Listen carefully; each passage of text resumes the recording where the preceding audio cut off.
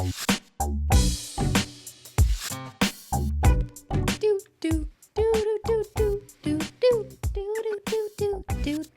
cheater, what's up? Hello and welcome back to another episode of SimplyPodLogical, a simply Nailogical podcast. Hey cheater.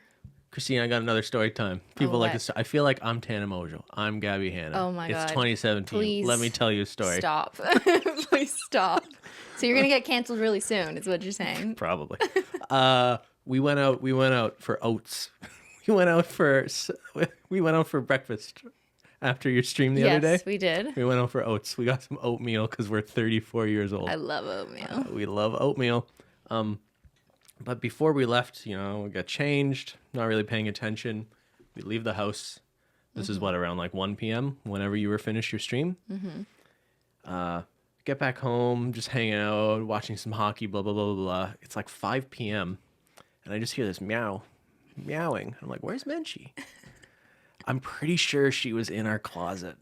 For like 4 hours. So you open up the door and there's just clothes everywhere. When she goes in the closet, which we normally keep her out of on purpose because she'll just make an entire mess and get cat hair all over our clothes.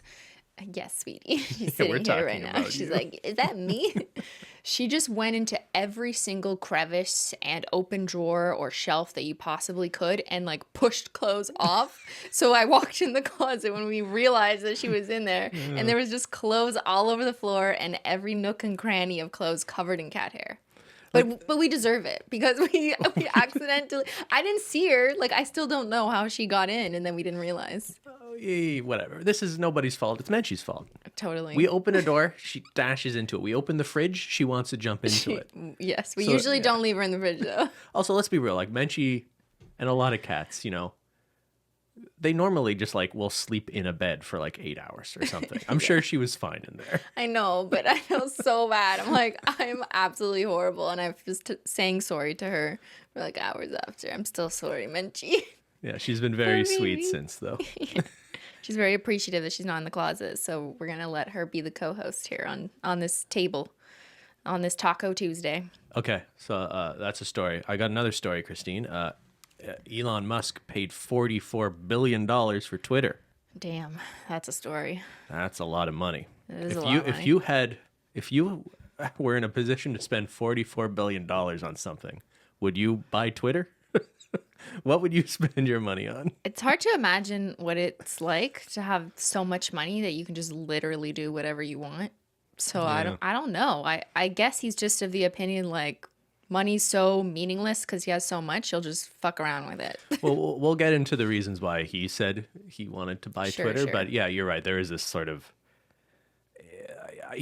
how do you relate to someone who can even spend that amount of money? Like me, I would call up Ryan Reynolds and be like, hey, babe, let's buy a hockey team together. Oh, yes. And then you could be friends with Serena Vanderwoodson. You mean Blake Lively? XOXO Go Piss Girl. Gossip Girl? Yeah, Gossip Girl. What are you talking about? What is this lore? Ben. So if I had that kind of money, I'm buying a hockey team. Okay, but that's so much cheaper than buying Twitter, right? How much is a hockey team? Like $1 billion. Okay, but it's not 44 I could buy 44 hockey teams. I would buy every hockey team. There's only 32 of them. I'll hold you to it, That if you ever have 44 billion, you'll buy 40 hockey teams. What if you own every single hockey team there is? How many hockey teams are there? Yeah, that's probably a conflict of interest. Why didn't Elon just buy sports teams? He doesn't care about sports. It would just take one crazy fuck to buy every hockey team and then only put money into one of them to and make them that's win. The one that wins. Oh my God. Yo, that's crazy. Anyway, I don't even think he necessarily wanted to buy Twitter. He made an offer. He kind of will just tweet out a meme about how he wants to buy a company or take it private. And then it's not clear if he actually wanted to do it or if it was just a joke. But because he tried to get out of the deal, right? Right. This was some time ago. And should we give a bit of context just in case you don't know who Elon Musk is? He's one of the richest men in the world. He owns Tesla, SpaceX. Sure. But I don't want to make this a conversation about Elon Musk because that's boring. And I don't know. What if people are like, who? A really rich guy bought Twitter. A very rich person bought Twitter. We'll talk about the reasons he bought Twitter more than we'll talk. I don't want this to be a referendum on Elon Musk, whether he's a jerk or something. But he tried to get out of the deal, and he cited that like he thinks Twitter misrepresented themselves during negotiations, and he specifically referred to the fact that like there were way more bots or spam or fake accounts than real people, like real users. Than they realized, yeah. So, but ultimately the deal went through because like it was going to go to court, and he was probably going to be compelled to go through with the purchase. So I think he just went through the purchase. Anyway, so this is just a few weeks ago at this point, right? So Elon Musk owns Twitter. Twitter makes most of its money from advertising. So when he bought Twitter, one of the first things he did was post an open letter to advertisers. And I think it's worth reading just to maybe offer a little bit of context for why the transaction happened. So he posted, "I wanted to reach out personally to share my motivation in acquiring Twitter. There has been much speculation about why I bought Twitter and what I think about advertising. Most of it has been wrong. The reason I acquired Twitter is because it is important to the future of civilization to have a common digital town square where a wide range of beliefs can be debated in a healthy manner without resorting to violence. There is currently great danger that social media will splinter into far right-wing and far left-wing echo chambers that generate more hate and divide our society. In the relentless pursuit of clicks, much of traditional media has fueled and catered to these polarized extremes as they believe that is what brings in the money, but in doing so, the opportunity for dialogue is lost.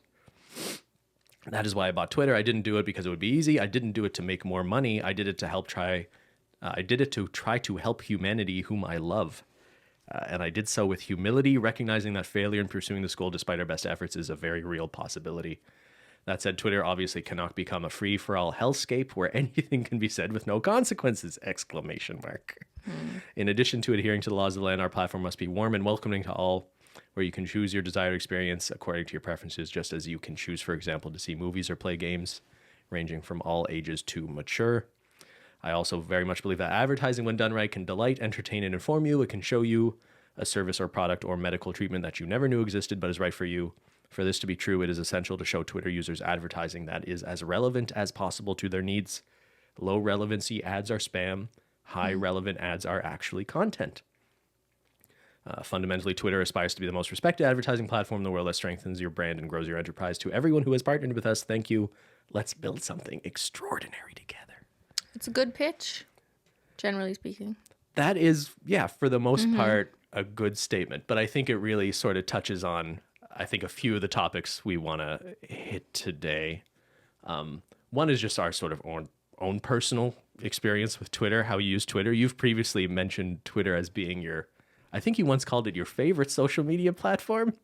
I want to know if that is the best. I only said that like 2 months ago. I don't think there's anything wrong with that position, but and for me, like I think there's a question about like if we even look at Twitter as a social media platform in the same way we think of the other platforms. Well, it's certainly not a video content platform. It doesn't come to mind as that currently in its current form. Like it's not where I go to consume video type content.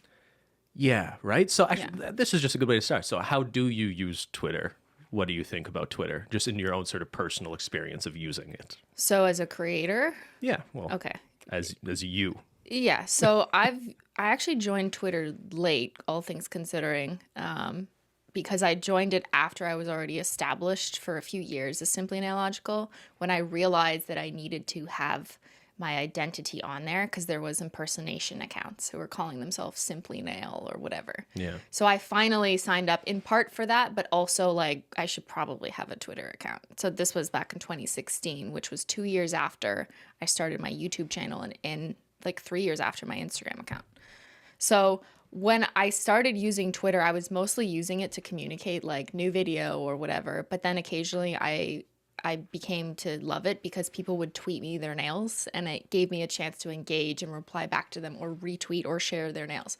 So that's why I've always kind of liked Twitter for my own, from a creator perspective, but I've never used it to really share content. Like maybe occasionally I'll post, or I have posted old pictures of nail art. I'm like, here's some old Valentine's nail art or whatever. But it's mostly like, here's a link to something else that I've done on a different platform. It's more like a communication strategy for most creators who are more like me. So a big part of the motivation for joining Twitter was to make sure other people weren't pretending to be you. Yes. And then the consequence or the way you've enjoyed it is mostly because it's one way for you to have more sort of direct communication or interaction with fans.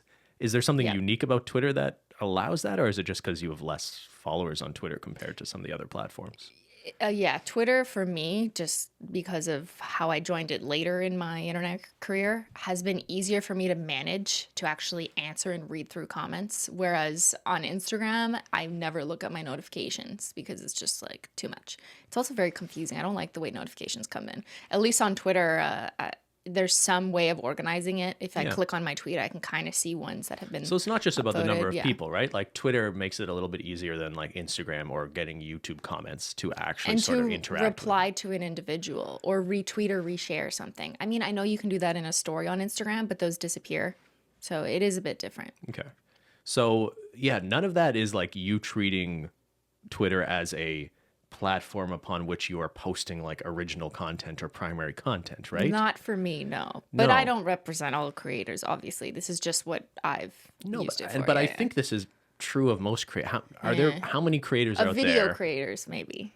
Maybe. Yeah, and we'll get Yeah. into whether like someone posting tweets It's like, okay, alone. people in my industry, like nail polish or beauty or lifestyle, I think are more likely to use Twitter like how I just described, rather than like tech or people who are having more in-depth conversations and making threads about the latest Apple event or something. And they're actually beginning or starting or continuing the conversation on Twitter. I feel like that's different. But in the industry I'm in, I think most people like me tend to just use it as another vehicle to deliver what they're doing elsewhere or engage with fans. Sure. And so like that's your experience. I think I have the experience of a more like normal user of Twitter, not a digital What's celebrity. that like? What's it like, Ben? Tell us. It means never posting anything and just following a few accounts that I just look to for either reliable reporting about specific topics or just people I think have somewhat interesting takes on topics I'm interested in. So like news, kind of. That's the thing. The main reason I don't really even think of Twitter as a social media platform with like content creators is because, yeah, I mostly am looking to it as a source of information. And yeah, there's opinion or like op-ed content maybe I will consume. But more than anything, I'm looking to Twitter to be like, who won that game last night? And I follow a journalist who covers a specific hockey team. Yeah. Or, if I want to know there's an increase in COVID cases in our community and maybe I should make decisions for that reason, I'll look to like the official verified Twitter account of our local public health authority to know if there's something going on there, right? Or like results being updated with the U.S. election. Yeah, things yeah, like that. just Yeah. news content, right? So like I primarily think of it as a place for reliable information, which is why I kind of am interested in this conversation about like whether or not Twitter is this open platform of free speech or not. But it just seems so straight. Like I'm having trouble reconciling this idea that Twitter could be this platform that reinvents itself as like a social media platform monetizing content and paying creators.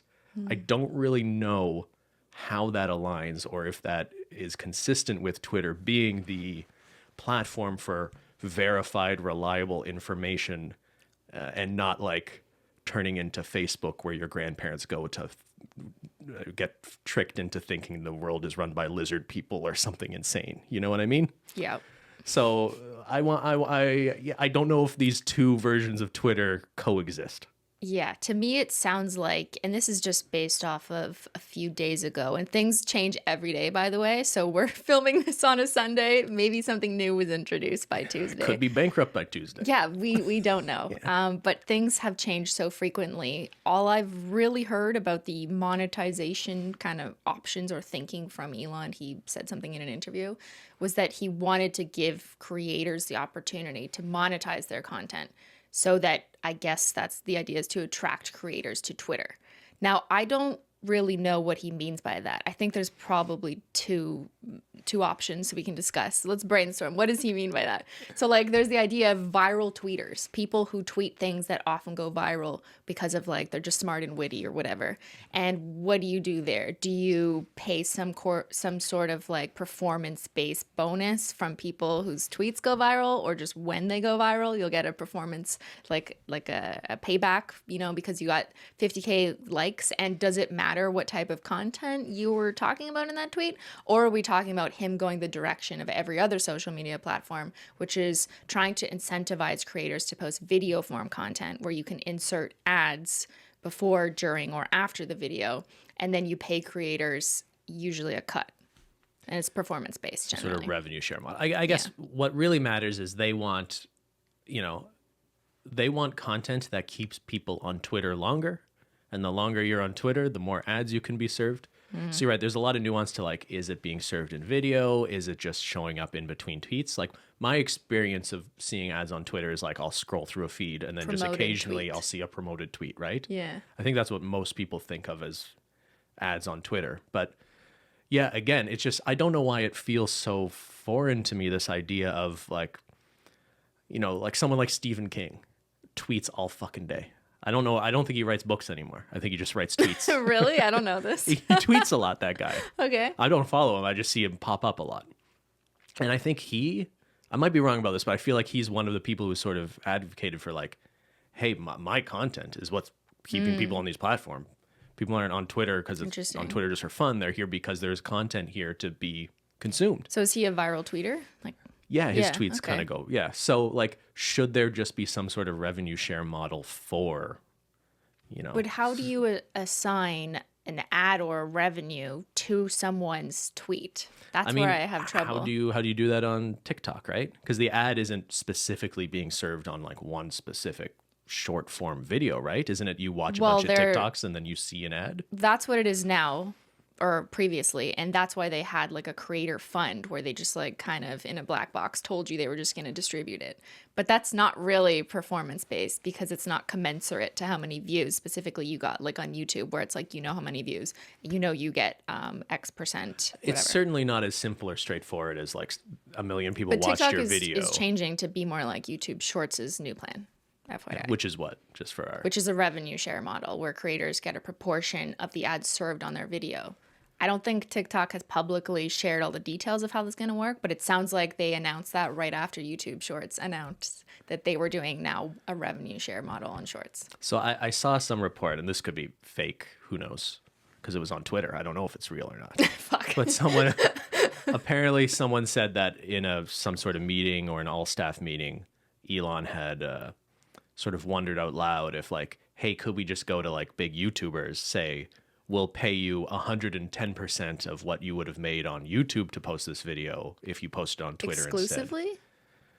I don't know. Because that would be a huge... It kind of sounds like something someone would just say without even really thinking about how monetization works on YouTube versus other. But like, let's just take it at face value. If an Elon Musk run Twitter goes to creators who post their content on other platforms and make their money that way, if they're like, hey, we'll just pay you a little bit more to post that content on Twitter instead.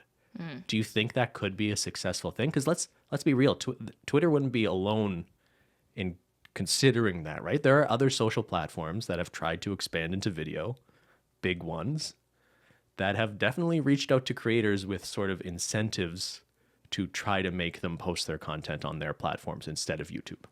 This happens. So I think as long as they didn't require exclusivity, it would absolutely work if they were offering a little bit more than any other social media platform. But that probably won't be sustainable for them to pay that amount in perpetuity. So at some point that program would end and creators would then decide if they like what's happening on Twitter, if they like sharing their content there, if they're seeing any value, and if the monetization is stripped or pared down, they're just going to stop. Yeah, so I think what you're getting at is if Twitter just said, we'll pay you more than YouTube does, they're probably doing that at a loss compared to what they're actually getting from advertisers.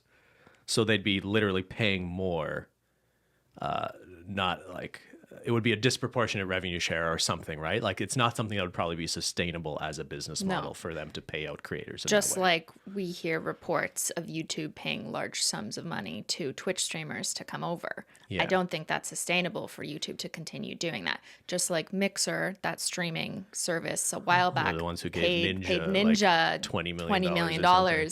And then that platform just kind of died. And then they obviously couldn't afford to like pay other streamers that same amount. Like, I feel like that's what would happen if Twitter started to do, oh, we'll pay you, Marquez Brownlee, you know, like we'll pay you X amount more than YouTube. And as long as it wasn't exclusive, I think there's a lot of creators who would be like, sure, why not? That's the thing. I wouldn't be shocked to see some creators go for it. Yeah. But I think it would be the risky play of like, I don't know if they're even going to be paying creators a year, a month, a week from now, especially with how Twitter's been making a lot of the coverage of this sort of transition into like the new ownership of Twitter has been about how chaotic everything has seemed.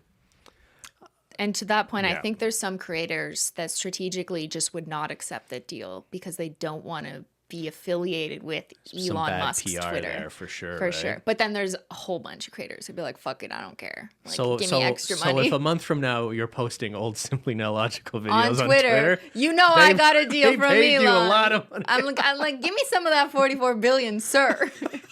No. Well, he paid that money. It's gone. And I don't know how he's making it back. Because like, I think the idea is that, so there's been a lot of talk about subscriptions lately. We should get into that. Subscriptions Twitter and how that Blue. ties into verification. Because there's been so much attention on that, even though I think this is when it was in Marquez's video, MKBHD, probably best tech YouTuber around. I think like 90% of the money Twitter makes, its revenue, is from advertising. And even hypothetically, if 100% of Twitter users signed up for Twitter Blue, it's still are if some sort of reasonable proportion of people signed up for a subscription version of Twitter where they're paying a monthly fee, it still probably wouldn't come even close to being significant relative to advertising revenue. Advertising revenue is how these platforms make money. And it's the same thing on YouTube, right? Like YouTube still makes the vast majority of its money from advertisers than YouTube premium subscriptions. Yeah, it's just a small fraction. I think of the money I YouTube saw makes. this in MKBHD's video, but he said there's like 2.76 billion users on YouTube, but then there's only 20 million YouTube premium users. So that's like less than 1%, right? Yeah. So where was I going with that? Verification. I think I'm still verified, but I'm actually not really sure because I'm one of those accounts who have been verified for years as, you know, Nailogical official. Yeah. And then like a few days ago, I saw some of my YouTube content creator peers, they have the check mark beside them, but then it also started to say official underneath their name. And I'm like, wait. And that's when we learned that there was two different types of verification, or that was the intent. That blue check mark beside you became what it is called Twitter Blue, where you pay $8, or you have something under your name that says official, that says like you are the official account, like you're actually verified as like this person. But then I didn't have that official word underneath. So like I see all my YouTube peers have official, and then I check mine and I don't have it. I don't understand. They rolled this out for like 2 hours one morning, and a bunch of people were noticing like they did or didn't have it. And then they canceled it. And this sort of goes back to like, how the fuck are they making decisions at Twitter right now? Yeah. That they would roll out some like mass update and then just like on a whim just be like, oops, never mind. Like, we'll take that back. And then Ludwig, did you see this? So he paid for Twitter Blue. I guess because he was like, I don't know, he was going to make a video. He's a streamer on YouTube. He paid for Twitter Blue, but then realized that when you click the check mark, it'll tell you whether or not you've been verified as like a person or you're a Twitter Blue subscriber, meaning you've paid $8. So it replaced his, what would have otherwise been, he's a verified person, with he's just a paying subscriber. So like if someone clicks on his check mark, it just says like he paid for it. Yeah. Like what? That's awesome. Yeah. Like obviously if you're verified because you're already famous and verified for being a notable person, just because you pay for the subscription, it shouldn't override. Undoes it. But I kind of like the idea of they were trying to differentiate people who are verified for one reason versus the other. But the truth is I don't think you should be able to pay for that verification thing at all. I think the official tag kind of made the verification completely unnecessary, but I think was getting at the right idea that there does need to be some way of labeling accounts, authenticating an account. Yeah, accounts as the true person account associated with notable people, and opening it up to just like, let's democratize the check mark. Pay me $8 so you can pretend to be, Ben Shapiro and talk about having sex with your sister or something insane. Like, you know what I mean? Like, there was good memes that there came were some of this. awesome I will parody say accounts. I have laughed. That's my favorite. But the Ben Shapiro one's the best. Yeah, he goes, this is pretty Cristine, good. the difference between sex and Oh my gender God. is I don't want to have gender with my sister. That's a hilarious tweet. It's okay, listeners. If you don't know who that is, you don't want to know. But yeah, so obviously, okay, a lot of the attention has been on this mass rollout of verifications. It's sort of been put, on Twitter Blue, which makes you look the same like as a you're verified verified. account. They should, they could still do Twitter Blue. I'm not opposed to having a subscription if you offer things for it. But it's like they just used the way of verifying accounts, the blue check mark, and gave that permission or feature to Twitter Blue. That doesn't make sense. It should be like a new element that was introduced. Like maybe your name turns blue. I don't know. And then check marks are still verified. There you go, Elon. Free ideas. If you want people to spend $8 a month for some sort of premium experience of your platform, there has to be some sort of offering there that doesn't completely destroy your platform. People were paying that $8 just so they could get a check mark. Yeah. So they could troll and fuck around. Basically, yeah. Or they could DM. Like we saw a few creators come out and be like, and here's one way people use the check mark, right? Yeah, let's explain it. You don't want your DMs to be, with all due respect, you're not going to respond to a bunch of like the thousands of people trying to message you on Twitter, right? Mm-hmm. But if there's a way in your direct messages to see messages from other verified people, it's one way of having contact with your peers or other people in the industry and more easily sort of filtering out that So content. that is the case now. Anyone who is verified, although I don't know what's changed in the last few days, but generally speaking, I as a verified person on Twitter have a different tab in my notifications that's called verified. And it's basically just a summary of any verified accounts who've liked, commented, or otherwise interacted with my tweets. Because if I look at the regular notifications tab, sometimes it's just too much. And sometimes even people who have multi-millions of followers, I don't mean just me, it makes it impossible for them to filter who are the people that my friends or peers that I do want to see if they tag other me. Verified people, So having that has been really helpful for creators or public personas or whatever to be able to interact with other large accounts tagging them. And your DMs also have a verified tab section. Yeah. So after they rolled out though this $8 subscription to get a check mark, yeah, you had a bunch of people paying $8 just so they could try to message anyone who's famous, their favorite celebrities. And what does that do for all those celebrities? Is it completely dilutes the whole purpose of that, and they're unable to interact with the people or differentiate between who was was that the same other singer I was thought who had tagged me last week because this account looks the same name and it says they're verified? It's very confusing. Also, if we're talking about if Twitter's existence is completely dependent on advertiser revenue, this checkmark thing was just such an obvious gaffe and mistake, right? Because we've had advertisers come up. Elon Musk is trying to frame this as activist advertisers just don't like my politics or something, or don't like me, so they're boycotting Twitter for political reasons.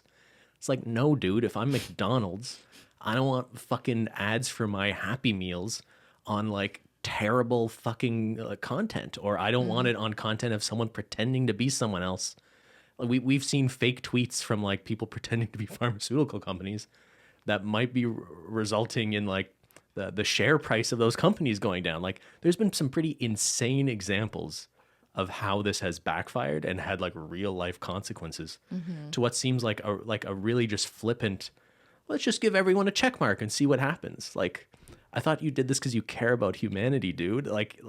Maybe you need to think for more than 20 minutes about how you're rolling out these new features. It does seem like kind of an immature, let's do this, I just want to be the cool kid type of executive leadership. Whereas there's so many other social media platforms. YouTube comes to mind as really good examples. Well, not exactly the same, but just YouTube went through a phase where advertisers were really upset with them during the adpocalypse when they realized that some of their content was being played in front of videos that were not good, that were by bad people or saying bad things. And a lot of advertisers pulled out. And what happened as a result? When advertisers pull out, YouTube had to implement all these guidelines and guardrails so that never happened again, or otherwise reduce the risk. It went so far as like to demonetize content that just like said the word fuck in it. Yeah. Like they really they had no choice. They swung very far. They swung very far yeah. because they have to protect their platform, which is heavily funded by advertisers. So like Elon doesn't seem like that stupid of a person to completely ignore that like there's examples out there of like why maybe you shouldn't just take this kind of whatever action. But then like what is it we want Twitter to be? Because like what it'll say in a statement is it's not about making money for him. But again, how does it care? If Twitter becomes like this free speech like hellscape, like a cesspool that is not consistent with. And to be fair, he specifically brought up that he didn't want it to be a hellscape. But clearly even users of Twitter sort of interpreted his takeover as like, oh, this is a sign that like anything goes, maybe, right? Yeah, it's very alarming to advertisers. They don't want that. They don't want uncertainty. Yeah. Yes. So there's so much uncertainty now. That I totally understand why they're like, they can advertise in other places also. Like, let's be honest, there's so many valuable social media places or just Google ads, ways you can advertise and spend all your money on marketing. You don't need to advertise on Twitter. Like you'll be fine advertising other way. So that's why I also feel like he thought he had all these advertisers, but they don't all need to advertise on Twitter. There's so much value in other platforms too. I do wonder if the trying to like verify everybody, verify the masses was coming from like he's trying to be like, oh, look how democratic this is. No, but I think like there is like a nugget of a good idea in there, and just that execution made no sense because like the reason he wanted to back out of the deal, the bots, I do wonder if there's a future version of Twitter that does do a better job of authenticating that people are real. Just have a different sign of like someone who's done two-factor authentication. I don't know if that's good enough.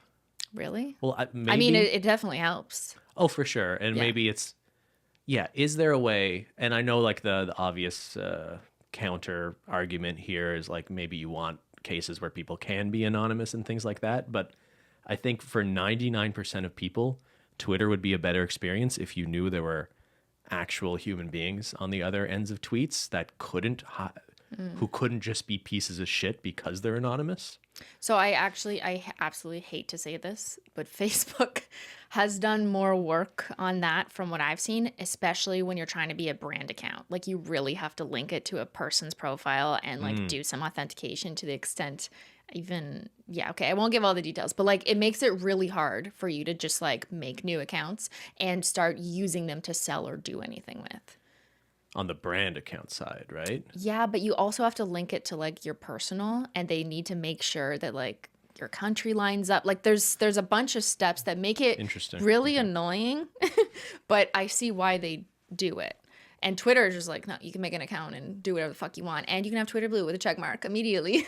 Like. Yeah. So just like if we were just thinking, ignore the fact that Twitter needs to make money from advertisers, I do feel like there's something admirable about wanting to like fix how Twitter could be that sort of digital town square and a bit of a public utility in that way.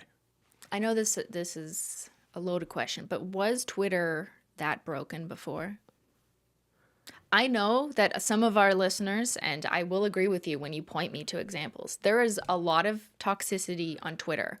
I totally understand that. It also depends on which types of communities and what industry you're in, though. Because if you go to like tech Twitter, there's a lot of people who love that app and it really works for them. That's how they share information and whatever. They're just not paying attention to other parts of Twitter that are just like, here's the receipts of whatever drama, and now I have 50K retweets. They're just like, they don't participate in that. So not all of Twitter is like that. I don't know if we could say Twitter was broken before any more than any other digital media or even traditional media is broken. And the sort of underlying problem there to me seems to be just... People are fucking assholes. People are the root of all evil. Am I the asshole? No, but like this idea that, and Elon even pointed to this idea of what's wrong with traditional media being just like, the loudest voices, the most controversial or salacious takes are the things that get attention. But now it's just if you have money to pay $8 a month, then that'll be the loudest No, but I think this voice. is still a problem. Like how these platforms ended up in a bad place is that in what pays the bills is engagement. What do people engage with? They engage with like Drama. the most extremist takes on most topics, right? It's not interesting for someone to be a tweet of someone just being reasonable and taking sort of a middle of the road reasonable It will not take opinion off. isn't going to take off the way No. something something Yeah. extreme would. But I don't know how you fix that because that's like a human nature problem, not a whether that's being printed in a book or in a newspaper or if that's just some guy, yelling that on a street corner. The medium doesn't really matter as much in terms of what that problem is, I think.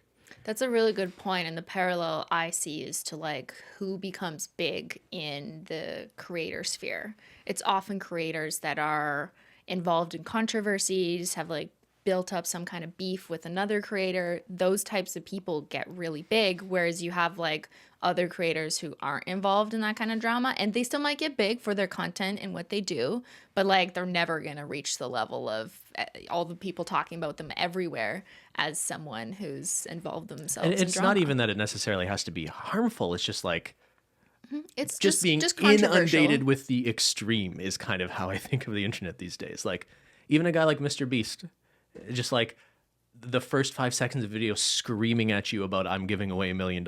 Like that to me is just like my senses are being assaulted by this, right? That's not a healthy. I'm not saying he's trying to have a conversation about like politics or the society or the world, but like that sort of style of communication is what does well. Whether it's a Mr. Beast video or whether it's someone tweeting heinous shit about like like hateful content, right? Okay. What do you think if Twitter started to become like even more of a shit show to the point that society outside of Twitter was calling for people to stop using Twitter? Well, maybe this is just what we need. Maybe that's the real I answer. feel here. like that's on the horizon, maybe. If Twitter just implodes tomorrow, a lot of people in the aftermath of that will be like, where do I get this immediate news? Where's this like 24-hour news cycle coming from? So I feel like there'd be a weird vacuum there that's a little concerning to me. But maybe it wouldn't be the worst thing if most people who use Twitter now just stopped using Twitter, they might have happier lives. I'm pretty... Well, you can say that about any social media platform. Stop using Instagram, you'll be better off. Yeah. I Stop think going that's on true. TikTok, you'll also be better off. Like Maybe. it depends what you're consuming, but Some yeah. more than others, and some people have relationships with these platforms that are worse than others, right? Yeah. So I don't know. What do you think? I think I use Twitter for the same reasons you do. Like, it's just like a quick view into what's trending news, which is like not really the best way to get news, but I look at it as a starting point. Kind of like, what are people talking about? And if there's an article or an issue that I actually want to know more about, I will go to that source rather than just read through tweets. But I find tweets and that ecosystem of like how many of these tweets are trending to just be helpful to point me in the direction of what are people talking about. So that's how I use it. And then for the other reasons I described earlier about as a creator. On that note, though, I do think we should touch on why the verification system as previously introduced, where everyone got check marks and the trolling occurred, is dangerous for content creators or brands and their customers or audiences. Because I don't think everyone kind of sees it that way. Right now, everyone's laughing at all the trolls. But it's like not funny for some of us where that's a real concern. Now, I don't think I personally, as Simply Nailogical, am like a target of this because no one cares enough to like do some crazy troll shit. But for example, if someone wanted to pay for a Twitter Blue subscription when it was you could get that check mark, and they called themselves Holo Taco, and Holo Taco officially was doing a giveaway on social medias, then this gives like an opportunity for spam accounts to purport themselves to be an official account and reach out to our customers or my fans and say, you just won. And what does that recipient have to verify? They just see a check mark because that's what we've all associated for the past 10 years as like, oh, it's legit. There's a check mark. although you could like go in and like read the actual username as a secondary step for verifying it yourself, just like when you get an email from something that sounds too You're not that sounds expecting too spam good to be accounts true. to have check marks. Yeah, but it's like when you get an email from someone that sounds too good to be true, you should look at what is the actual domain this is coming from. Yeah. But like less people do that. We've all come to just accept that the check marks are the way of validation. So this is really terrifying for brands like me who've done giveaways, who've seen this kind of abuse before, which we have every time we do a giveaway. There's like a random fake account on Instagram starting to DM people. This It's happens not anyway. good. It just makes it worse. It happens anyway, but it makes it worse because people will fall for it. And then I feel responsible, even though it's like not my fault. And it's terrible. I don't want my customers to go through this. And like that's a very specific example, but just I feel like we've kind of already touched on this. The more general idea that you can have parody accounts, even if they're not clearly labeled as parody, just like pretending to be brands or pretending to be other celebrities, just that is the hellscape, right? Yes, it's very questionable. And I do agree with people who are just kind of living in some kind of online fear of what's going to happen next. Like, what is he going to do next?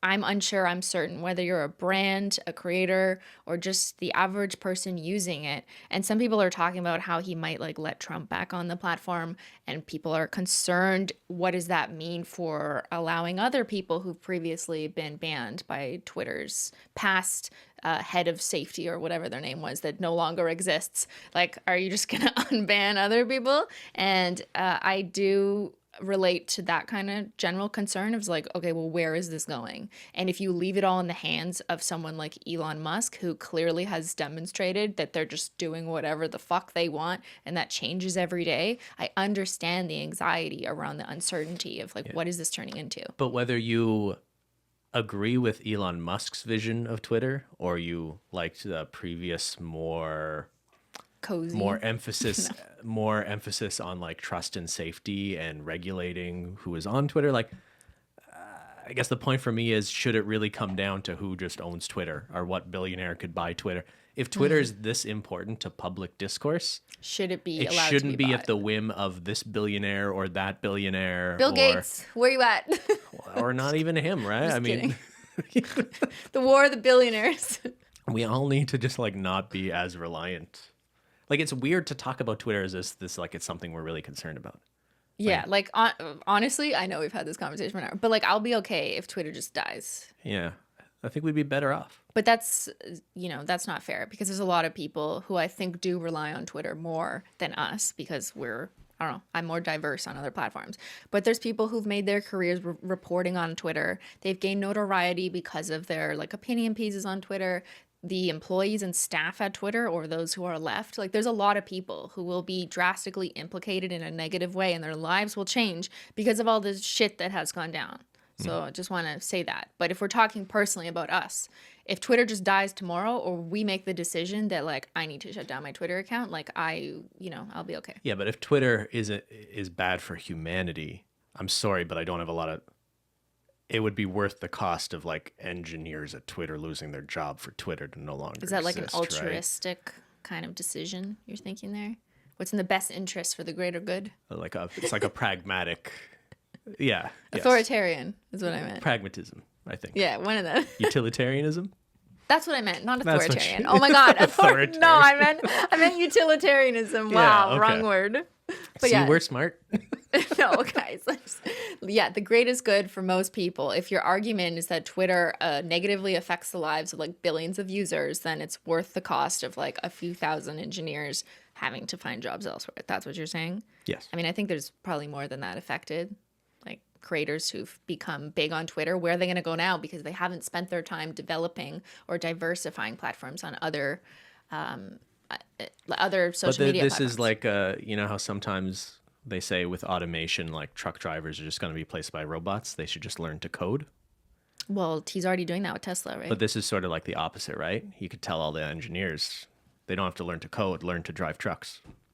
But trucks will be replaced with Tesla automation. I'm just sort of joking around. I know. It's just a funny inversion of that idea. But yeah, I'm not lacking sympathy for people who need to find job somewhere. But Yeah. I think computer engineers aren't people I'm too worried about I losing think, work. no, I think you're totally right. They will find better jobs. Well, I don't know after that. this. Well, they potentially, because that's like one of the growing industries these days that people need more is, web development, computer engineering. Mm-hmm. I wish I went into that. Really? Why? I don't know. I mean, I know my life is different, whatever, but like, I've I feel never like heard it's you so say interesting. Well, I like coding, and I feel like I could do like web design stuff because I have like a creative side, but I just don't know. I know at one point when you were younger, you thought about graphic design. Yeah. I guess, yeah. And graphic design 15 years ago, if you're into that today, you're probably picking more of like with a tech underlying theme because you know that's the knowledge base you need. Just like I recommend everyone take some kind of coding class in school, even if you're just in sociology, because everywhere social sciences, coding is really key. Anyways, what did this turn into? I don't know. I don't really know what the point of this conversation was, to be honest, but... Tweet me or don't. Or no, delete your account. Delete my account. No. Pokemon go to the polls. What? Thanks so much for tuning in. All right, everyone. Don't forget to tweet me at Nailogical, not simply Nailogical, because Twitter at the time did not allow such a length of username. It's kind of a bad name, right? Nailogical? No, just simply Nailogical. Thanks, Ben. What's your Twitter handle? I don't even know. You don't know your Twitter? I Isn't don't it know. like you made my Twitter? Is it for simply me. Ben Logical or just Ben Logical? I don't know. I don't know. I can't remember. Anyways, it's not a verified If you account. could go back in time, would you have still chosen the name Simply Nailogical? It's very unique. I mean, yes. I don't know. What is this assault, Ben? Okay. Big news in case you missed it on Twitter. I'm just kidding. I don't think I wrote it on Twitter. Holo Taco's holiday collection is launching this Saturday. Woo! It's our big holiday collection. You know the deal. Live stream on Simply Nailogical. I'll be live at the usual time I am on Saturdays. That's 11 a.m. Eastern, 8 a.m. Pacific, early morning. But, you know, just turn me on while you're having your tea and whatever. And also Black Friday is starting early. So at the same time when we launch the collection, Black Friday sales for the other stuff on the website, not new stuff, will be site-wide available to everyone. So that's exciting. So you can do two things. You can grab the new collection and you can get, you know, stock up on all the other goodies that you've been waiting for, or maybe the holo glitters that you've been waiting for that were recently restocked. So very exciting. Very exciting. All right, everyone. Hope you have a wonderful, fantastic Taco Twitter Tuesday. And thanks so much for watching. We'll see y'all See y'all later. later. Bye.